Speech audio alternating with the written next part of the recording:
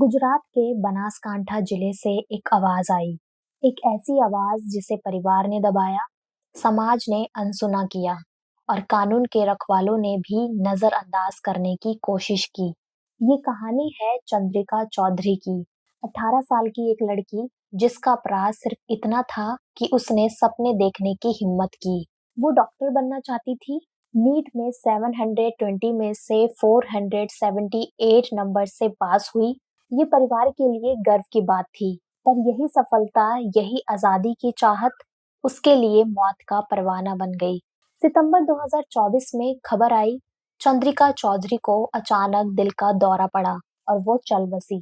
परिवार ने सब कुछ जल्दी जल्दी खत्म कर दिया, लेकिन ये सच नहीं था। ये हार्ट अटैक नहीं बल्कि एक सोची समझी बेरहम हत्या थी। चंद्रिका का परिवार एक मिडिल क्लास फैमिली से बिलोंग करता था, जहां अनुशासन और समाज की इज्जत सबसे ऊपर थी। चंद्रिका पढ़ाई में बहुत अच्छी थी। उसका मेडिकल कॉलेज में एडमिशन लगभग तय था, लेकिन अपनी पढ़ाई के दौरान वो अपने एक सहपाठी एक लड़के से मिली। दोस्ती प्यार में बदली। ये रिश्ता जो चंद्रिका के लिए आजादी और प्यार था, परिवार के लिए इज्जत पर दाग बन गया। वो लड़का बताता है कि चंद्रिका परिवार के डर से कई बार घर से भागने का सोच चुकी थी। उसे आजादी चाहिए थी, पर समाज और परिवार उसे बस एक लड़की के दायरे में देखना चाहते थे। उसकी शादी हो जाए, उसका सपना टूट जाए, बस इतनी ही उनकी इच्छा थी। ये संघर्ष था सपनों और रूढ़ियों के बीच। परिवार ने साफ कह दिया, ये रिश्ता उन्हें मंजूर नहीं। चंद्रिका को जबरदस्ती घर वापस बुलाया गया। उसकी पढ़ाई रोक दी गई, फोन छीन लिया गया, उसकी आजादी पर पूरी तरह से पहरा लगा दिया गया। जब पानी सर से ऊपर हो गया, तो चंद्रिका और उसके बॉयफ्रेंड ने एक साहसी कदम उठाया। अगस्त 2024 में उन्होंने पुलिस को छोड़कर सीधे हाई कोर्ट का दरवाजा खटखटाया। उन्होंने एक हैबियस कॉर्पस याचिका दायर की। इस याचिका का मतलब था, चंद्रिका को जबरदस्ती उसके परिवार ने रोका है, उसे कोर्ट के सामने पेश किया जाए। ये सीधा सीधा परिवार को चुनौती देना था। कोर्ट ने याचिका पर सुनवाई तय की। परिवार समझ गया था, अब उनके पास समय नहीं है। अगर चंद्रिका ने कोर्ट में बयान दे दिया तो उनकी कथित इज्जत तार तार हो जाएगी। कोर्ट की सुनवाई से सिर्फ 2 दिन पहले 24 सितंबर को चंद्रिका की अचानक मौत की खबर आई। परिवार ने कहा हार्ट अटैक। लड़के ने सुना और कांप उठा। वो जानता था ये दिल का दौरा नहीं हो सकता। ये वक्त से पहले की गई हत्या थी। परिवार ने कोर्ट के फैसले से पहले अपनी इज्जत बचाने का घिनौना फैसला कर लिया था। उस रात क्या हुआ?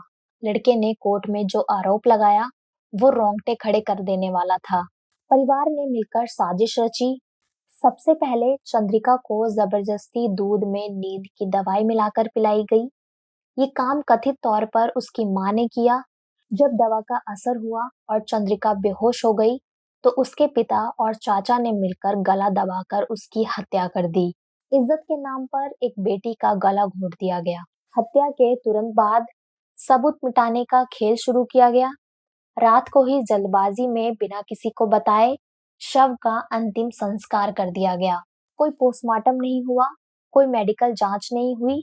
यहाँ तक कि स्थानीय पुलिस ने भी बिना किसी मेडिकल प्रमाण के मौत का सर्टिफिकेट जारी कर दिया था। ऐसा लग रहा था जैसे पुलिस भी परिवार के दबाव में इस मामले को दफन कर देना चाहती थी। गांव वालों को बताया गया दिल का दौरा, सबको चुप रहने को कहा गया। मामला यहीं खत्म हो जाना चाहिए था। पुलिस ने कह दिया हार्ट अटैक, परिवार ने कह दिया अंतिम संस्कार हो गया, लेकिन चंद्रिका का बॉयफ्रेंड नहीं रुका। उसने सबूत जमा किए, हिम्मत जुटाई और दोबारा हाई कोर्ट में अपील की। उसने चीख चीख कर कहा, मेरी गर्लफ्रेंड की हत्या हुई है।